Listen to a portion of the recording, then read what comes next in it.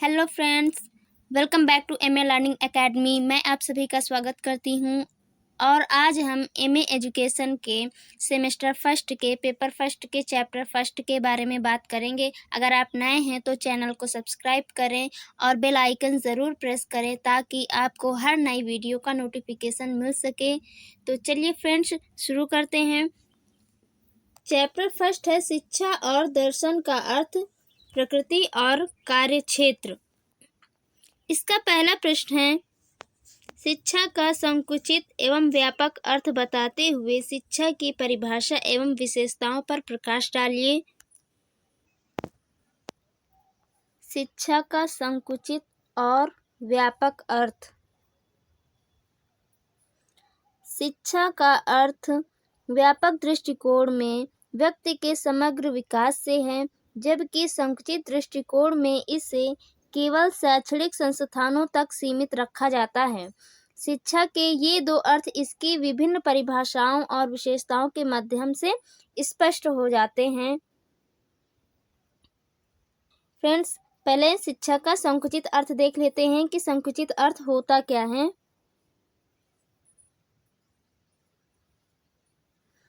शिक्षा का संकुचित अर्थ उसे केवल औपचारिक शिक्षा तक सीमित करता है, जहां पाठ्यक्रम के अंतर्गत दिए गए विषयों को पढ़ाना और परीक्षा द्वारा ज्ञान का मूल्यांकन करना ही मुख्य उद्देश्य होता है। संकुचित अर्थ में शिक्षा को केवल विद्यालय, महाविद्यालय और विश्वविद्यालयों तक सीमित किया जाता है। इसे स्कूली शिक्षा भी कहा जा सकता है। इस दृष्टिकोण में शिक्षा का उद्देश्य केवल विद्यार्थी को पाठ्यक्रम आधारित ज्ञान प्रदान करना होता है और इसे प्रमाण पत्रों, डिग्रीज एंड डिप्लोमास तक सीमित रखा जाता है। आगे है, इस प्रकार की शिक्षा का मुख्य उद्देश्य छात्र को किसी विशेष क्षेत्र में कुशल बनाना और उसे नौकरी या करियर के लिए तैयार करना होता है।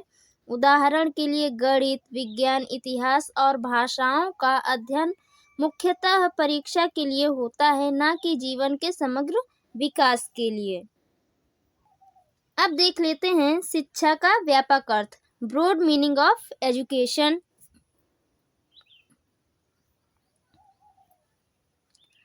व्यापक दृष्टिकोण में शिक्षा को व्यक्ति के संपूर्ण जीवन से जोड़कर देखा जाता है। इसमें शिक्षा केवल स्कूल या कॉलेज तक सीमित नहीं होती, बल्कि यह व्यक्ति के व्यवहार, नैतिकता, आचार व्यवहार और जीवन के अनुभवों को भी शामिल करती है। व्यापक अर्थ में शिक्षा का उद्देश्य व्यक्ति के शारीरिक, मानसिक, सामाजिक और आध्यात्मिक विकास पर जोर देना होता है।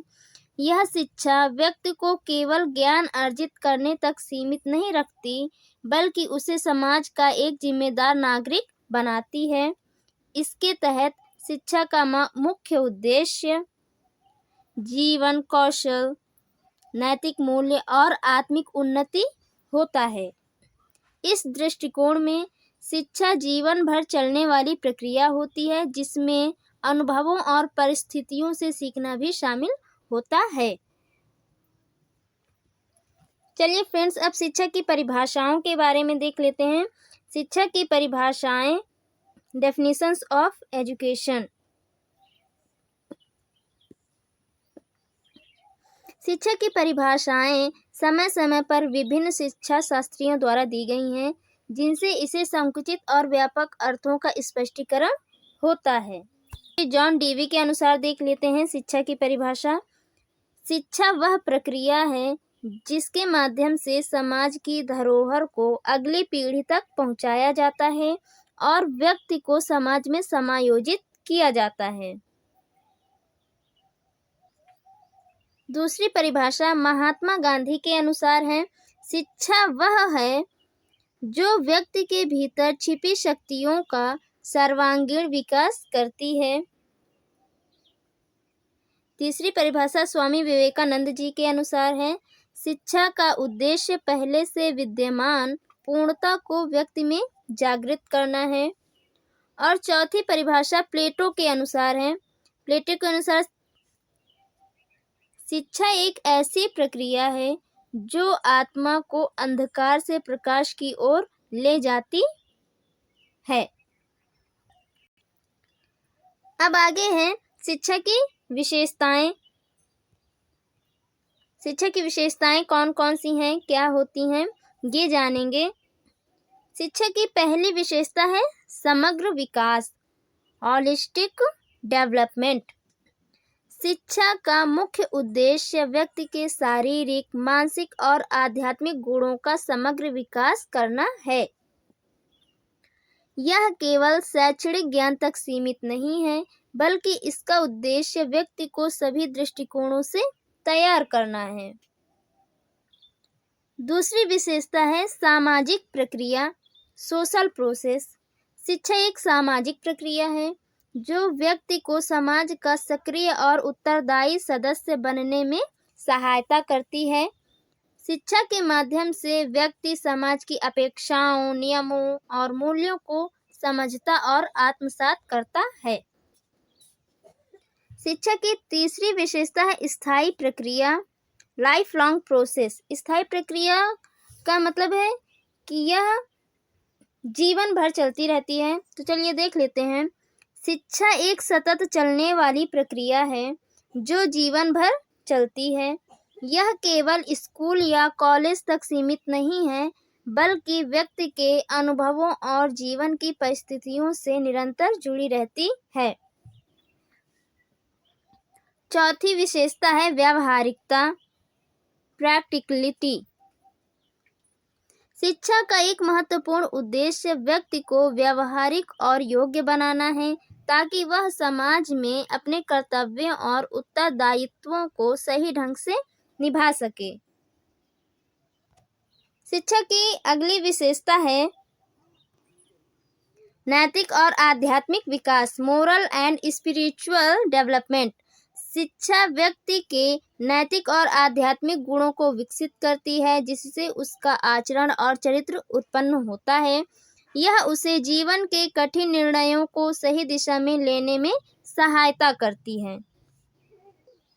तो चलिए अब इसका निष्कर्ष देख लेते हैं कि निष्कर्ष क्या निकला। शिक्षा के संकुचित और व्यापक दोनों अर्थ व्यक्ति के विकास से जुड़े हैं, लेकिन संकुचित अर्थ में इसे केवल औपचारिक शिक्षण तक सीमित रखा जाता है, जबकि व्यापक अर्थ में यह जीवन के हर क्षेत्र में व्यक्ति के समग्र विकास पर केंद्रित होती है। शिक्षा की विभिन्न परिभाषाएं यह स्पष्ट करती हैं कि यह केवल ज्ञान अर्जन का साधन नहीं है, बल्कि यह व्यक्ति के मानसिक, सामाजिक और नैतिक विकास का माध्यम भी है। नेक्स्ट क्वेश्चन है, शिक्षा के विभिन्न प्रकारों का संक्षिप्त वर्णन कीजिए। शिक्षा के विभिन्न प्रकार मतलब शिक्षा कई तरीके से सवाल पूछ लेता है कि शिक्षा के विभिन्न प्रकार बताइए, शिक्षा के विभिन्न रूप बताइए, शिक्षा के स्वरूपों का वर्णन कीजिए। तो क्या है शिक्षा के प्रकार या रूप? टाइप्स और फॉर्म्स ऑफ एजुकेशन। शिक्षा का उद्देश्य केवल शैक्षणिक ज्ञान तक सीमित नहीं है, बल्कि इसका उद्देश्य व्यक्ति के समग्र विकास को बढ़ावा देना है।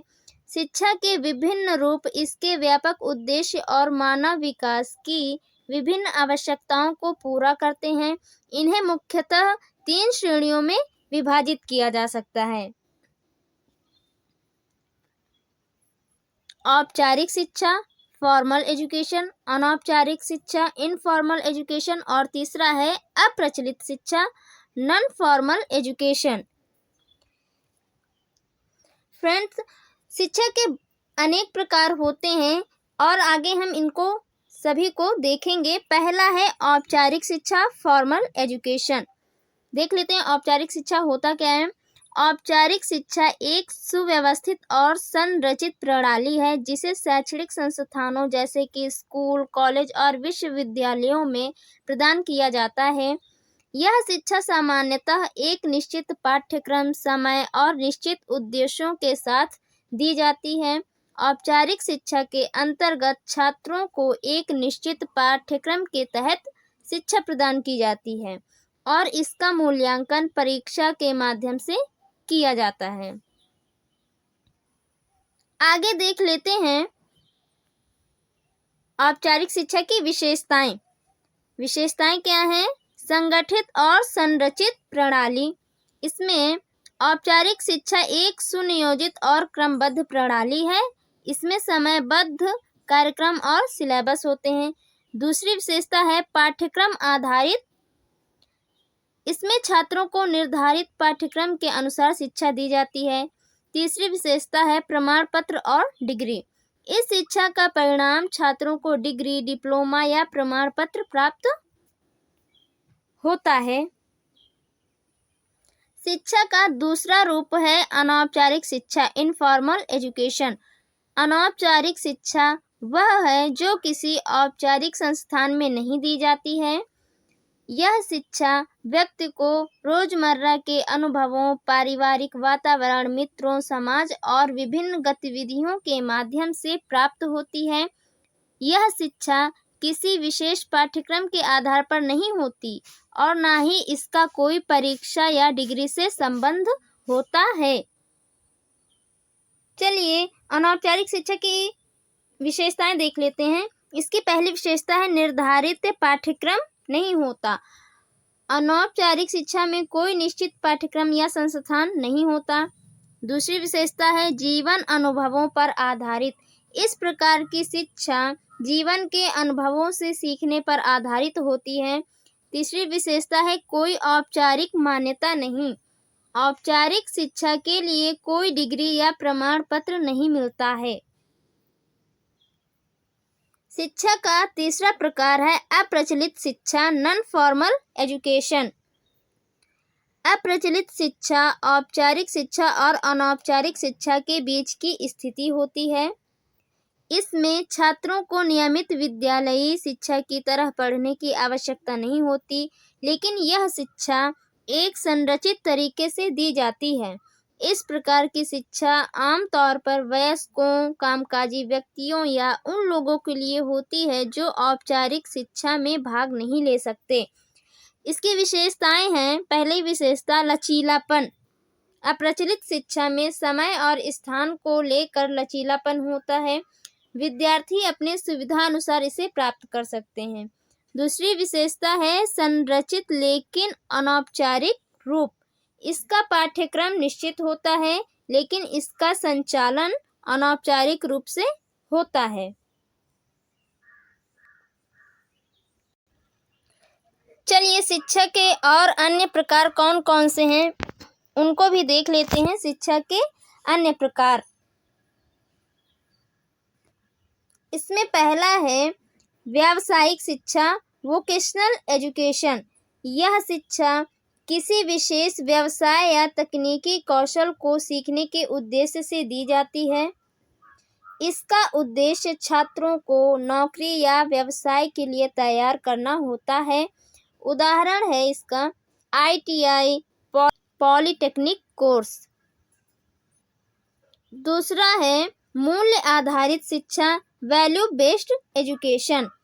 इस प्रकार की शिक्षा का मुख्य उद्देश्य छात्रों में नैतिक और सामाजिक मूल्यों का विकास करना है। इसमें छात्रों को सही गलत, नैतिकता और सामाजिक जिम्मेदारियों का ज्ञान कराया जाता है। अगला है धार्मिक शिक्षा, रिलीजियस एजुकेशन। धार्मिक शिक्षा के अंतर्गत धार्मिक मान्यताओं, परंपराओं और आचार व्यवहार का अध्ययन कराया जाता है। इसका उद्देश्य व्यक्ति में आध्यात्मिक विकास और धार्मिक विचारधारा का संचार करना होता है। चौथी शिक्षा है तकनीकी शिक्षा, टेक्निकल एजुकेशन। यह शिक्षा तकनीकी ज्ञान और कौशल से संबंधित होती है। इसमें इंजीनियरिंग, कंप्यूटर साइंस और अन्य तकनीकी क्षेत्रों में शिक्षा प्रदान की जाती है। इसका मुख्य उद्देश्य छात्रों को तकनीकी रूप से सक्षम बनाना है। शिक्षा का अगला प्रकार है प्रत्यक्ष शिक्षा, डायरेक्ट एजुकेशन। प्रत्यक्ष शिक्षा वह है जिसमें शिक्षक और शिक्षार्थी आमने सामने होते हैं। और शिक्षा का आदान प्रदान प्रत्यक्ष रूप से होता है। इस प्रकार की शिक्षा में शिक्षक सीधे विद्यार्थियों को ज्ञान और कौशल सिखाते हैं। इसका मुख्य उद्देश्य तत्काल प्रतिक्रिया और संवाद के माध्यम से शिक्षा प्रदान करना होता है। तो चलिए प्रत्यक्ष शिक्षा की विशेषताएं देख लेते हैं। पहला है शिक्षक और छात्र आमने सामने होते हैं। दूसरा, यह शिक्षा आमतौर पर कक्षाओं में दी जाती है। और तीसरा, इसमें संवाद, प्रश्न उत्तर और सहभागिता का महत्व होता है। शिक्षा का अन्य रूप है अप्रत्यक्ष शिक्षा, इनडायरेक्ट एजुकेशन।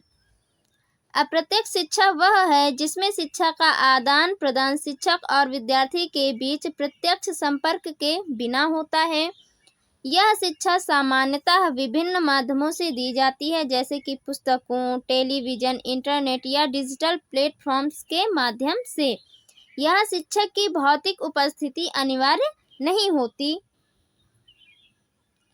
अप्रत्यक्ष शिक्षा की विशेषताएं।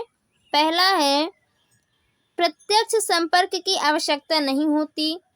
दूसरी विशेषता है विद्यार्थी को स्वतंत्र रूप से अध्ययन करना होता है। और तीसरी विशेषता, इसमें पुस्तकें, वीडियो, ऑनलाइन पाठ्यक्रम आदि का उपयोग होता है। अब शिक्षा के अगले प्रकार की ओर बढ़ेंगे। अब है सामान्य शिक्षा, जनरल एजुकेशन। सामान्य शिक्षा वह शिक्षा है जो सभी व्यक्तियों के लिए समान होती है और इसका उद्देश्य आम जीवन के लिए आवश्यक सामान्य ज्ञान, कौशल और नैतिकता प्रदान करना होता है। यह शिक्षा व्यक्ति के समग्र विकास के लिए होती है और इसमें विभिन्न विषयों का सामान्य अध्ययन शामिल होता है। सामान्य शिक्षा की विशेषताएं। पहली विशेषता है सभी के लिए समान। दूसरी विशेषता है सामान्य ज्ञान और कौशल पर ध्यान केंद्रित। और तीसरी, इसका उद्देश्य व्यक्तियों को सामान्य सामाजिक, बौद्धिक और नैतिक रूप से सक्षम बनाना होता है। अब हम शिक्षा के अन्य रूप यानी विशिष्ट शिक्षा, स्पेशलाइज्ड एजुकेशन के बारे में जानेंगे। विशिष्ट शिक्षा क्या होती है? विशिष्ट शिक्षा का उद्देश्य किसी विशेष क्षेत्र या विषय में गहराई से शिक्षा प्रदान करना होता है। इसमें विद्यार्थी किसी विशेष क्षेत्र में विशेषज्ञता प्राप्त करते हैं। यह शिक्षा विशेष कौशल और ज्ञान की आवश्यकता वाले कार्यों के लिए होती है, जैसे कि चिकित्सा, इंजीनियरिंग या कानून की शिक्षा। इसकी विशेषताएं हैं। पहली विशेषता, किसी विशेष क्षेत्र में विशेषज्ञता। और दूसरी, यह शिक्षा उन लोगों के लिए होती है जो किसी विशेष पेशे या कार्य क्षेत्र में गहराई से ज्ञान प्राप्त करना चाहते हैं। अब हम जानेंगे व्यक्तिगत शिक्षा के बारे में। व्यक्तिगत शिक्षा, इंडिविजुअल एजुकेशन। व्यक्तिगत शिक्षा वह है जिसमें शिक्षा की प्रक्रिया प्रत्येक छात्र की व्यक्तिगत आवश्यकताओं, क्षमताओं और रुचियों के अनुसार होती है। यह शिक्षा छात्र की व्यक्तिगत गति और रुचियों के आधार पर डिज़ाइन की जाती है। व्यक्तिगत शिक्षा में शिक्षक विशेष ध्यान देकर छात्र की कमजोरियों और ताकतों को पहचानते हैं और उसी के अनुसार उन्हें पढ़ाते हैं। व्यक्तिगत शिक्षा की विशेषताओं में पहली विशेषता है प्रत्येक छात्र की आवश्यकताओं पर ध्यान केंद्रित। दूसरी विशेषता है छात्र की व्यक्तिगत गति और क्षमता के अनुसार शिक्षा दी जाती है। और तीसरी विशेषता है यह अधिक लचीली और अनुकूल होती है। चलिए अब सामूहिक शिक्षा के बारे में देखते हैं। सामूहिक शिक्षा क्या होती है? ग्रुप और कलेक्टिव एजुकेशन। सामूहिक शिक्षा वह है जिसमें एक शिक्षक एक समय में कई छात्रों को एक साथ शिक्षा प्रदान करता है। इसमें शिक्षा का उद्देश्य समूह में सभी छात्रों को समान ज्ञान और कौशल प्रदान करना होता है। इसमें समूह सहभागिता और सामूहिकता का महत्व होता है। इसकी विशेषताएं देख लेते हैं। विशेषताएं कौन कौन सी हैं? पहली विशेषता है एक साथ कई छात्रों को शिक्षा दी जाती है। दूसरी, सामूहिक चर्चा और संवाद को प्रोत्साहित किया जाता है। और तीसरी विशेषता है विद्यार्थियों के बीच सहयोग और सहभागिता पर जोर होता है। चलिए नेक्स्ट क्वेश्चन देख लेते हैं। दूसरा क्या है? शिक्षा एक सामाजिक तथा गत्यात्मक प्रक्रिया है। इस कथन की व्याख्या कीजिए।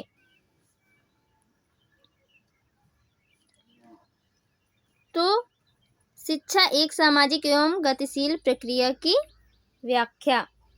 शिक्षा को एक सामाजिक एवं गतिशील प्रक्रिया के रूप में परिभाषित किया जाता है क्योंकि यह समाज के विकास और व्यक्तियों की प्रगति में निरंतर रूप से योगदान करती है।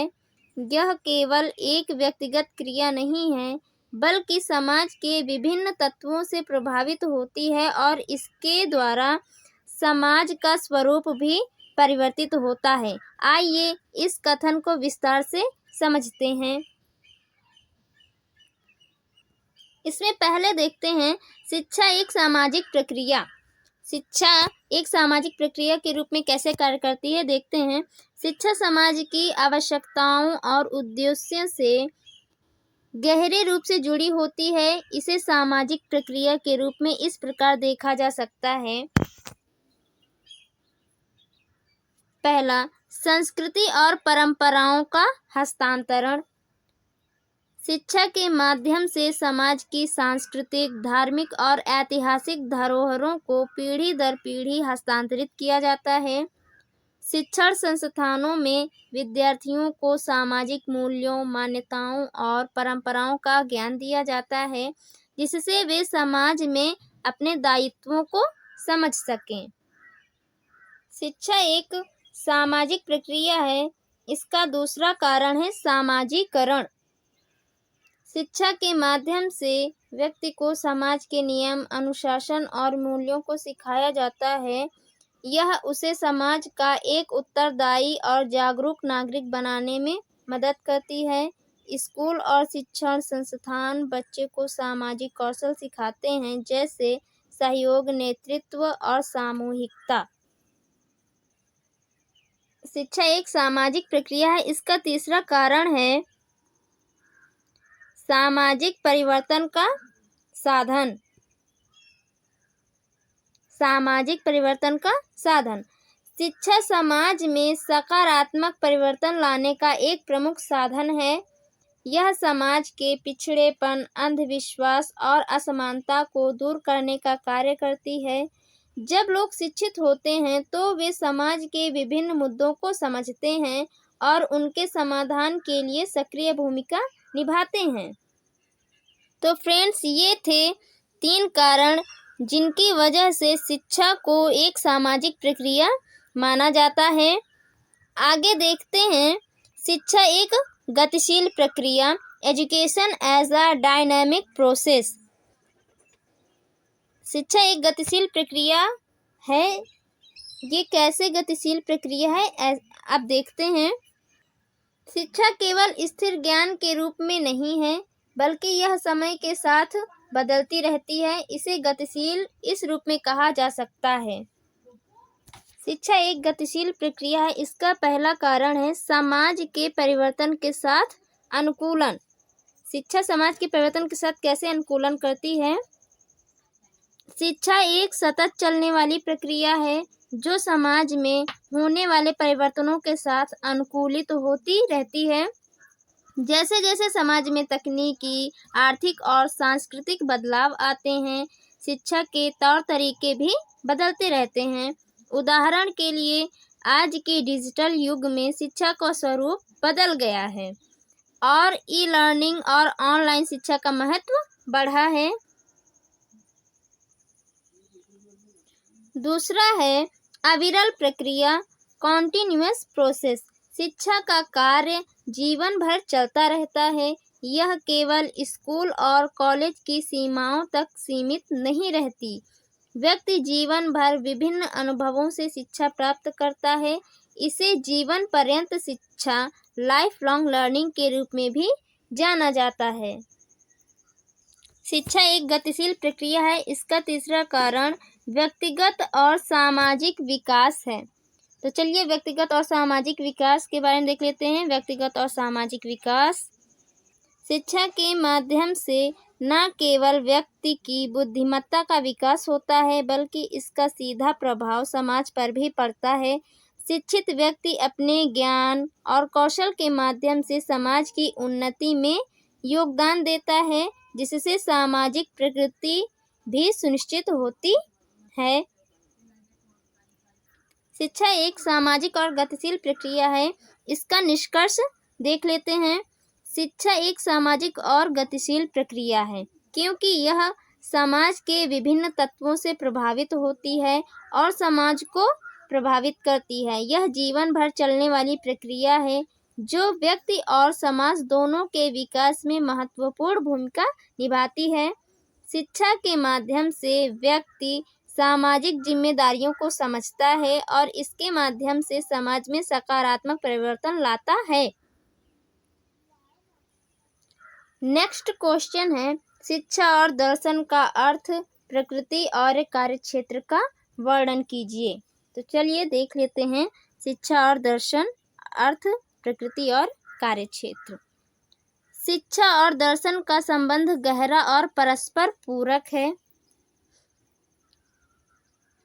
शिक्षा का आधार दर्शन शास्त्र पर टिका हुआ है और दर्शन की संकल्पनाओं के बिना शिक्षा का उद्देश्य और दिशा निर्धारित करना कठिन हो जाता है।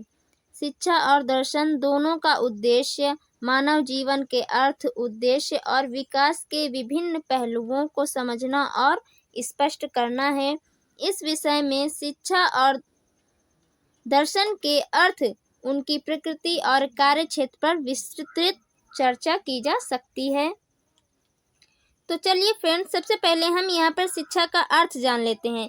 शिक्षा का अर्थ क्या होता है?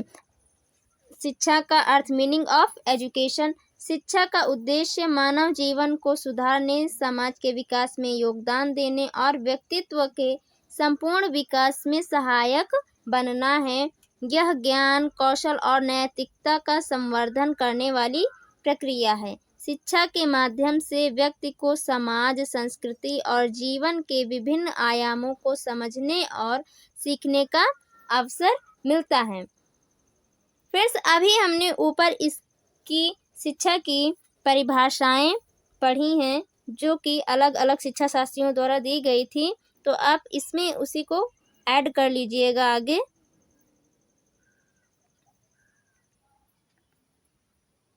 आगे देख लेते हैं शिक्षा के विभिन्न आयाम। क्वेश्चंस कभी कभी आ जाता है, घुमा फिरा के पूछ लेता है कि शिक्षा के विभिन्न आयामों का वर्णन कीजिए। तो देख लेते हैं शिक्षा के विभिन्न आयाम कौन कौन से हैं। पहला है ज्ञानात्मक आयाम, भावनात्मक आयाम, नैतिक और सामाजिक आयाम। पहला है ज्ञानात्मक आयाम, देख लेते हैं। शिक्षा व्यक्ति को साक्षरता, वैज्ञानिक सोच और तर्क शक्ति से जोड़ती है। भावनात्मक आयाम, यह व्यक्ति के आत्मसंवर्धन और सामाजिक कौशल को विकसित करने में सहायक होती है। नैतिक और सामाजिक आयाम, शिक्षा व्यक्ति को नैतिक मूल्यों, सामाजिक जिम्मेदारियों और सामुदायिक चेतना से जोड़ती है। फ्रेंड्स, अब देख लेते हैं दर्शन का अर्थ। दर्शन का अर्थ क्या होता है? दर्शन का अर्थ, मीनिंग ऑफ फिलॉसफी। दर्शन शब्द की उत्पत्ति संस्कृत के दृश्य धातु से हुई है। दृश्यते यथार्थ तत्वम्नेन, अर्थात जिसके द्वारा यथार्थ तत्व की अनुभूति हो वही दर्शन है। दर्शन को अंग्रेजी में फिलॉसफी कहते हैं। यह दो ग्रीक शब्दों फिलोस प्लस सोफिया से मिलकर बना है। फिलोस का अर्थ है प्रेम और सोफिया का अर्थ है ज्ञान, अर्थात ज्ञान या विद्या से प्रेम। आगे देखते हैं दर्शन के अर्थ में। दर्शन शास्त्र का शाब्दिक अर्थ है ज्ञान का प्रेम। यह ज्ञान सत्य, नैतिकता, वास्तविकता और जीवन के रहस्यों की खोज का विज्ञान है। दर्शन शास्त्र मानव जीवन के उद्देश्य, ब्रह्मांड के स्वरूप और मानव अस्तित्व के मर्म को समझने का प्रयास करता है। आगे हम दर्शन की परिभाषाएं देख लेते हैं। दर्शन की परिभाषाएं फिक्टे के अनुसार फिक्टे ने कहा है कि दर्शन ज्ञान का विज्ञान है। प्लेटो के अनुसार पदार्थों के सनातन स्वरूप का ज्ञान प्राप्त करना ही दर्शन है। दर्शन के प्रमुख क्षेत्रों के बारे में देखेंगे। दर्शन के प्रमुख क्षेत्र कौन कौन से हैं, पहले ये देख लेते हैं। पहला है ज्ञान मीमांसा, एपिस्टेमोलॉजी। यह ज्ञान के स्रोत, स्वरूप और सीमाओं की खोज करता है। दूसरा है तत्व मीमांसा, मेटाफिजिक्स। यह अस्तित्व और वास्तविकता के स्वरूप का अध्ययन करता है। तीसरा है नैतिक दर्शन, एथिक्स। यह नैतिकता और जीवन में सही और गलत के प्रश्नों का समाधान करने की कोशिश करता है। और दर्शन का चौथा क्षेत्र है तार्किकता, लॉजिक। यह तर्क शक्ति और निर्णय निर्माण के सिद्धांतों का अध्ययन करता है। आगे है शिक्षा की प्रकृति। अब हम शिक्षा की प्रकृति के बारे में जानेंगे। शिक्षा की प्रकृति कैसी होती है? शिक्षा की प्रकृति, नेचर ऑफ एजुकेशन। शिक्षा की प्रकृति को विभिन्न दृष्टिकोणों से समझा जा सकता है। पहला, सर्वांगीण विकास। शिक्षा का उद्देश्य केवल बौद्धिक विकास तक सीमित नहीं है, बल्कि यह भावनात्मक, सामाजिक, नैतिक और शारीरिक विकास को भी सम्मिलित करती है। दूसरा है जीवन पर्यंत प्रक्रिया। शिक्षा केवल स्कूल या कॉलेज में प्राप्त ज्ञान तक सीमित नहीं होती। यह जीवन भर चलने वाली प्रक्रिया है, जिसमें व्यक्ति अपने अनुभवों और परिवेश से सीखता रहता है। और तीसरा है मानववादी दृष्टिकोण। शिक्षा व्यक्ति को उसके मानव अस्तित्व और सामाजिक जिम्मेदारियों के प्रति जागरूक बनाती है। और चौथा है विकासात्मक प्रक्रिया। शिक्षा एक सतत चलने वाली प्रक्रिया है, जो व्यक्ति के मानसिक, नैतिक और बौद्धिक विकास में निरंतर योगदान करती रहती है। फ्रेंड्स, अब आगे देखेंगे शिक्षा का कार्यक्षेत्र, स्कोप ऑफ एजुकेशन। शिक्षा का कार्यक्षेत्र अत्यंत व्यापक है और यह विभिन्न क्षेत्रों में फैला हुआ है। शिक्षा का पहला कार्य है व्यक्तिगत विकास। शिक्षा व्यक्ति के मानसिक, शारीरिक और भावनात्मक विकास में सहायक होती है। यह उसे आत्मनिर्भर और सशक्त बनाती है। दूसरा है सामाजिक विकास। शिक्षा समाज को एक बेहतर दिशा में ले जाने का साधन है। यह समाज में नैतिकता, सामूहिकता और सद्भाव का विकास करती है। तीसरा कार्य है आर्थिक विकास। शिक्षा के माध्यम से व्यक्ति कुशलता और तकनीकी ज्ञान प्राप्त करता है, जिससे उसकी रोजगार क्षमता बढ़ती है और वह समाज के आर्थिक विकास में योगदान देता है। शिक्षा का अगला कार्य है वैज्ञानिक और तकनीकी विकास। शिक्षा के माध्यम से वैज्ञानिक सोच और नवाचार को प्रोत्साहन मिलता है, जो समाज के विकास में महत्वपूर्ण भूमिका निभाता है। और पांचवा कार्य है नैतिक और सांस्कृतिक विकास। शिक्षा व्यक्ति को उसके सांस्कृतिक धरोहर से जोड़ती है और उसे नैतिक मूल्यों का पालन करना सिखाती है। चलिए फ्रेंड्स, अब आगे देख लेते हैं शिक्षा और दर्शन का कार्यक्षेत्र। शिक्षा और दर्शन का कार्यक्षेत्र कैसा होता है? दर्शन का कार्यक्षेत्र बहुत व्यापक है और मानव जीवन के विभिन्न आयामों को शामिल करता है। इसे समझने के लिए हम इसे विभिन्न शीर्षकों के अंतर्गत विभाजित कर सकते हैं। पहला कार्यक्षेत्र है वैचारिक विकास, इंटेलेक्चुअल डेवलपमेंट। शिक्षा और दर्शन के माध्यम से व्यक्ति की वैचारिक क्षमता और चिंतनशीलता का विकास होता है। दर्शन शास्त्र व्यक्ति को गहन विचार और तर्क शक्ति का उपयोग करके जीवन के विभिन्न पहलुओं पर विचार करने की क्षमता देता है। शिक्षा इन विचारों को वास्तविक जीवन में लागू करने की क्षमता विकसित करती है। दूसरा कार्यक्षेत्र है नैतिक और मानवीय मूल्यों का विकास, मोरल एंड ह्यूमैनिस्टिक डेवलपमेंट। शिक्षा और दर्शन का मुख्य उद्देश्य व्यक्ति में नैतिकता और सामाजिक जिम्मेदारी का विकास करना है। यह व्यक्ति को सत्य, अहिंसा, दया और समानता जैसे मूल्यों को समझने और उनका पालन करने के लिए प्रेरित करती है। नैतिक दर्शन व्यक्ति को सही और गलत का भेद समझने में मदद करता है और शिक्षा इन मूल्यों को व्यावहारिक रूप से जीवन में लागू करना सिखाती है। तीसरा कार्यक्षेत्र है सामाजिक विकास, सोशल डेवलपमेंट।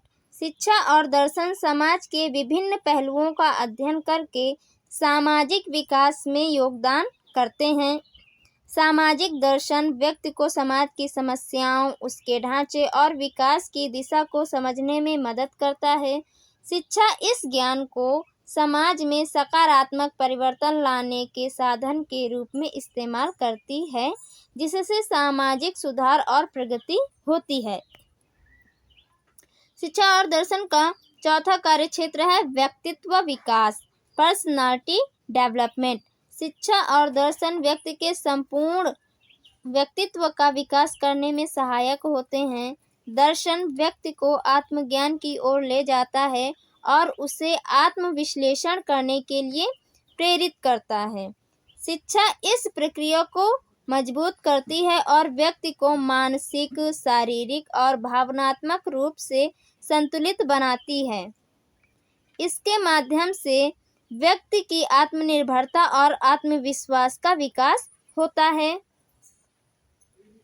पांचवा कार्यक्षेत्र है वैज्ञानिक और तर्क शक्ति का विकास, साइंटिफिक एंड लॉजिकल डेवलपमेंट। दर्शन और शिक्षा दोनों ही व्यक्ति में वैज्ञानिक दृष्टिकोण और तर्क शक्ति का विकास करने में सहायक होते हैं। तार्किक दर्शन व्यक्ति को सही तर्क करना सिखाता है, जबकि वैज्ञानिक दृष्टिकोण व्यक्ति को प्रायोगिक रूप से सोचने और सत्य की खोज करने के लिए प्रेरित करता है। शिक्षा के माध्यम से इन विचारों को लागू करने का कौशल विकसित किया जाता है, जिससे समाज में वैज्ञानिक प्रगति और नवाचार को बढ़ावा मिलता है। शिक्षा और दर्शन का नंबर 6 कार्यक्षेत्र है सांस्कृतिक और आध्यात्मिक विकास, कल्चरल एंड स्पिरिचुअल डेवलपमेंट। शिक्षा और दर्शन व्यक्ति को उसकी सांस्कृतिक धरोहर और आध्यात्मिक मूल्यों से जोड़ते हैं। दर्शन शास्त्र विभिन्न सांस्कृतिक और धार्मिक मूल्यों को समझने और उनका महत्व बताने में सहायक होता है। शिक्षा के माध्यम से व्यक्ति इन मूल्यों को आत्मसात करता है और अपनी सांस्कृतिक पहचान को समझता है। आध्यात्मिक विकास के क्षेत्र में दर्शन व्यक्ति को आत्मबोध और ध्यान के माध्यम से उच्चतर चेतना की ओर प्रेरित करता है। चलिए अब दर्शन और शिक्षा के कार्यक्षेत्र का निष्कर्ष देख लेते हैं। निष्कर्ष क्या निकलता है? शिक्षा और दर्शन का कार्यक्षेत्र व्यक्ति और समाज के समग्र विकास में बहुत महत्वपूर्ण भूमिका निभाता है। यह वैचारिक, नैतिक, सामाजिक, वैज्ञानिक, सांस्कृतिक और आध्यात्मिक विकास के क्षेत्रों को प्रभावित करता है। तो फ्रेंड्स, आज हमने पेपर फर्स्ट के चैप्टर 1 के बारे में समझा। उम्मीद करती हूँ आपको यह वीडियो पसंद आया होगा। अगर आपको यह वीडियो हेल्पफुल लगा हो तो प्लीज़ लाइक, शेयर और सब्सक्राइब करना ना भूलें। मिलते हैं अगले वीडियो में नए टॉपिक के साथ। तब तक के लिए thank you for watching MA learning academy. Take care, bye bye.